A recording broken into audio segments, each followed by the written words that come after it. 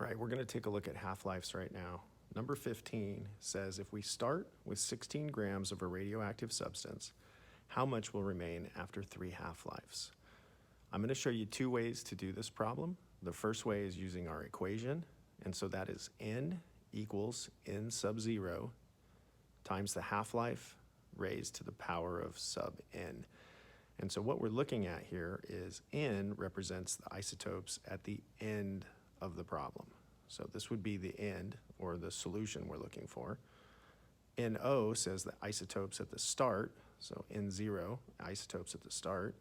Half just represents that we're doing a half-life problem, and this lowercase n is the number of half-lives. So we're just going to plug this information into the equation, and we'll solve it. So we start with 16. So how many are at the start?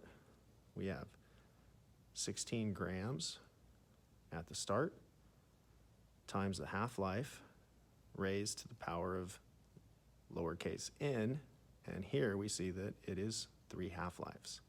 So we're going to put that 3 in. So in case you forget from your math class how to use an exponent on a fraction, it's literally just going to be 1/2 times 1/2 times 1/2. So 1 times 1 times 1 is going to give us 1. And 2 times 2 times 2, 2 times 2 is 4.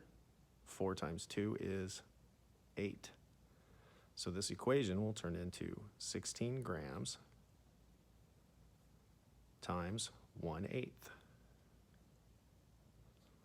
And if I'm multiplying 16 times 1/8, I know that it's going to end up as the equation of 16 grams over 8. 16 divided by 8 is 2. So my answer is, at the end, we'll have 2 grams.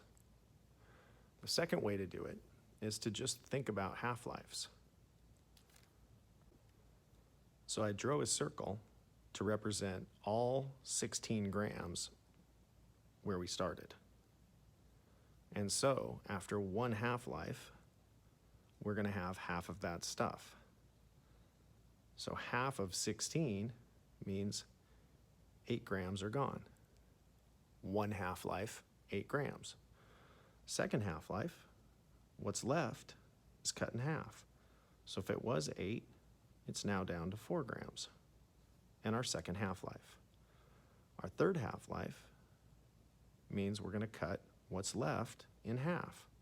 It was 4, and half of 4 is 2 grams. So what do we have left after 3 half-lives? 2 grams. Same answer, 2 different ways to solve the problem.